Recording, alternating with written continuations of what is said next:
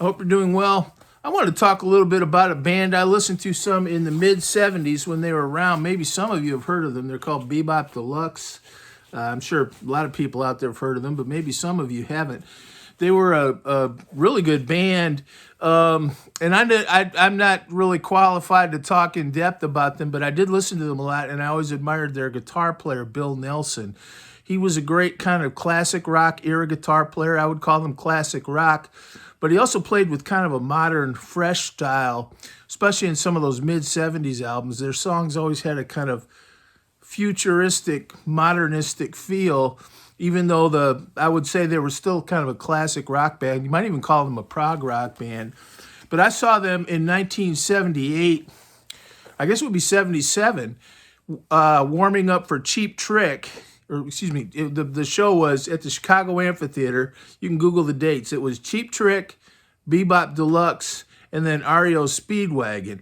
And I with my friend, and we were both kind of there to see REO Speedwagon. Cheap Trick was still pretty new at that time. I don't think they'd had some of their huge hits, so it wasn't like seeing them maybe 4 or 5 years later would have been.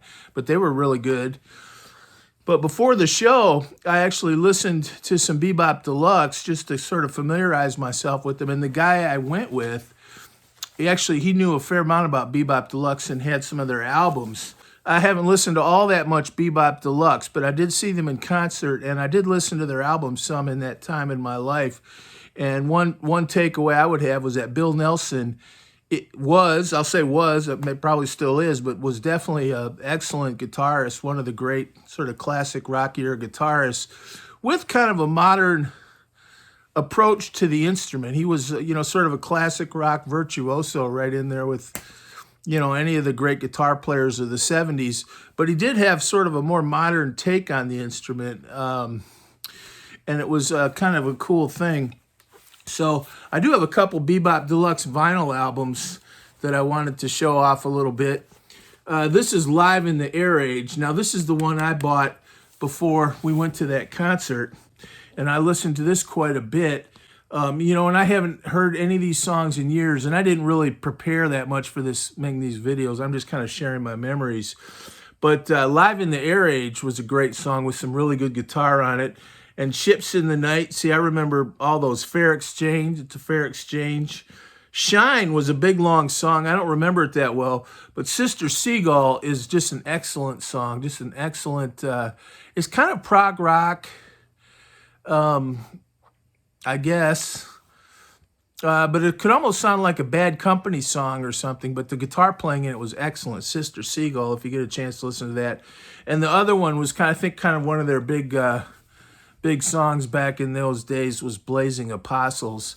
But I saw them and they opened up with Life in the Air Age. And we see even that title's kind of futuristic, Life in the Air Age.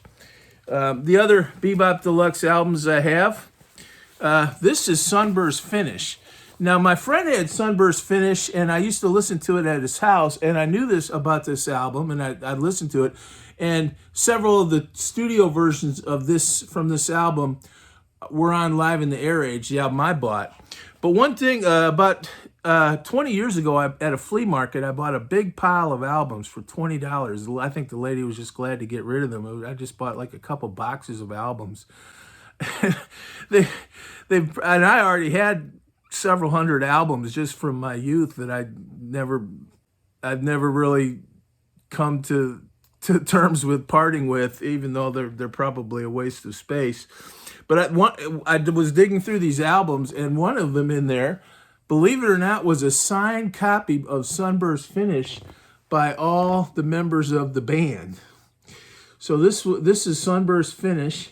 Of course, Sunburst Finish, now I realize, is my favorite finish on a Fender guitar anyway, those beautiful two-color Sunburst. I know they have a 3-color Sunburst, but there was a lot of nudity on album covers back then, just all over the place. But anyway, there's it's kind of it's still guitar. They say today there's not much guitar in music. That's what I hear. I hear it's coming back a little bit, which is great. But this was still, it's like a guitar-based band. The great guitar was sort of one of the signature elements of their sound, but it was also very modern. So it was kind of modern guitar of the day. And see that I think that cover really conveys that well. It's a classic rock album. You might buy it right in the store along with Uriah Heep or other popular bands of the time. But it had that kind of modern look. Maybe more than a band like Leonard Skinner or something, you know. But it was signed by all 4 members of the band, including Bill Nelson. And, you know, I'll tell you, it's Andrew Clark, Charles, and I hope I'm saying this right, Tumahai. I hope I'm saying that correctly. You can correct me if I'm wrong. Bill Nelson and Simon Fox. And all 4 signed this album. I don't know what their signatures are worth, and I don't really care, but it's definitely a cool thing to have that signed album.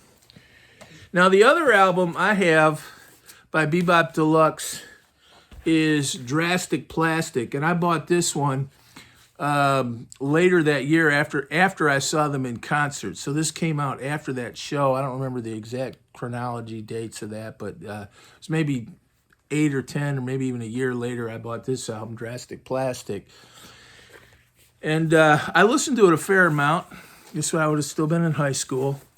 You always got, you know, the lyrics on there were always interesting, kind of poetry it was kind of like modern poetry. I would say a lot of their lyrics were pretty good.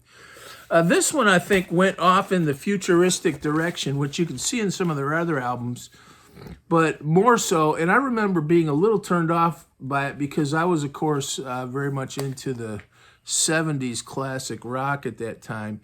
And this was a little earlier in the new wave, but it almost kind of was starting to take you there. And I was thinking about it. See that picture?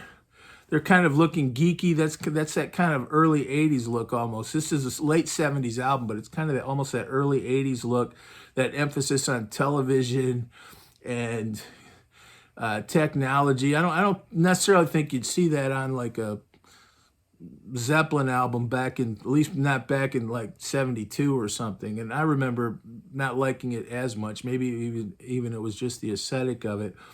And it emphasized electronics.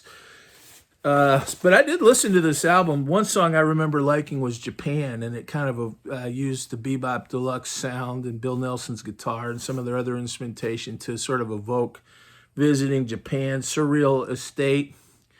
Electrical language. You speak to me in electrical language. Sometimes I hear you when our frequencies meet or something like that. It's kind of trippy lyrics. But it's all very kind of electronic. You know, you don't have anything like Give Me 3 Steps or a lot of emphasis on appliances and things like that even. But it's got another song I remember listening to, super enigmatic.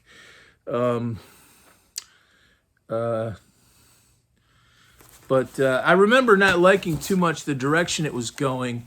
And I would say it was kind of a precursor to New Wave. And I just kind of rejected New Wave right along with disco and punk rock. And that was more my stubbornness. And so maybe I should revisit some of it. I've actually learned that there was some great New Wave. Like, who was that? Modern English? I guess I'll call them New Wave. But I'll stop the world and melt with you. You know, I wouldn't have really bought that album. They were sort of that newer late 70s, early 80s sound that I didn't like at the time in my youthful stubbornness. But there's some really good songs from that period, especially I think some of the ones that were coming out of New England or England itself, the UK. But this was a good band. And this is a guitar channel, so I'll just mention Bill Nelson was one of the great guitar players of the 70s, I think. I always did have a lot of respect for his guitar playing. And they might have gone into some electric directions. I seem to remember someone saying, you know, Bill Nelson had some challenges psychologically. I don't know if that's true, and I don't even want to say, but I just remember people even saying that around that time. And I haven't heard anything about them in years. So they might still be out there. Like I said, I almost kind of on purpose didn't research this, you know, read a bunch of internet pages or something. I just wanted to kind of talk about my memories of the band, my impressions of the band.